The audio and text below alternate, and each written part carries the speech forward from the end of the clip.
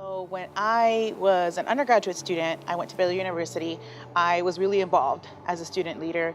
I attribute all of that to the mentors that I had that were predominantly women of color or Hispanic or Latina women who really helped me see my potential. And as a first generation student who was really not used to, didn't have any expectations for college, didn't really know what to expect, that mentorship was really valuable.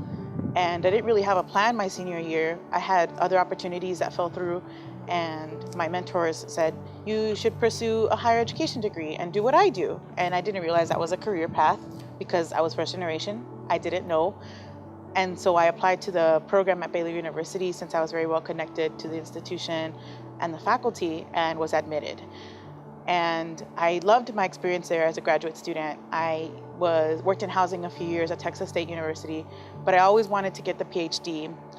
Once I started my master's program, I knew that I wanted to earn my PhD because a lot of the research that I was reading was not about the things I was looking for about Latino students. Like, I did not see students of color as much in the literature as I would have wanted. And so I felt if I got the PhD, I could contribute and make a difference in that way. I can contribute research about students, about experiences that were not in the literature yet. And that was probably my primary motivation, was to give back to the community in the way that I knew how, was through research. I went to a conference last week, and one of the keynote speakers said something that we've always had to pick our battles, but now we have less of a luxury to pick them. In other words, we don't have the luxury of picking battles anymore. We have to fight all the battles that are presented to us. And I think a lot of that is through education. I've always thought of education as a vehicle for people to make a difference. Not that you need an education to do that. I think people are smart without one. But I think for people in power, education matters, right? It's a lot easier for me to move myself or push myself into spaces with a PhD than it would be without one. And that's part of the reason why I'm doing it. I think it's hard because I think most people would say, do what you love and money will follow. That's not necessarily possible for everyone because people still have to pay rent and pay bills, and I get that. I would say find the roses in everything that you do, even if it's something that you don't like to do. For instance, I don't like to do paperwork, but I love working with students, but I know that you have to do paperwork sometimes, and that's okay. That isn't what motivates me to work. It's the students that motivate me to work. And so whatever joy you find in your work to make you want to do it in the morning every day, I think whatever possibility that you have to do that, to definitely do that.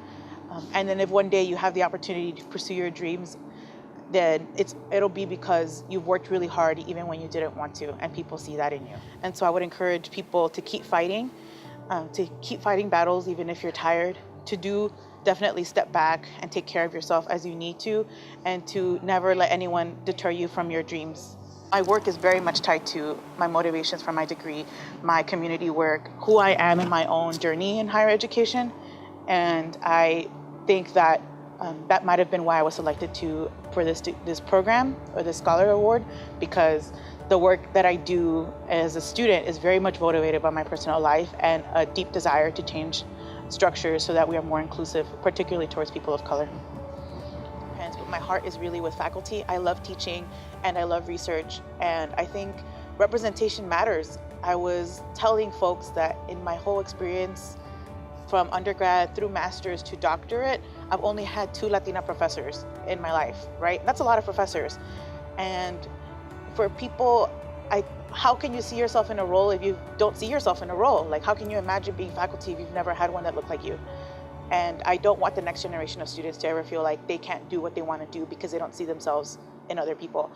And so that's really what motivates me to be faculty, both to engage in research, to open doors for people like me, but also to be a representation, to be the mirror for students who also say, I want to get a doctorate, even if it's not in education, but at minimum they say, I see somebody who looks like me, she's done it, I can do it too.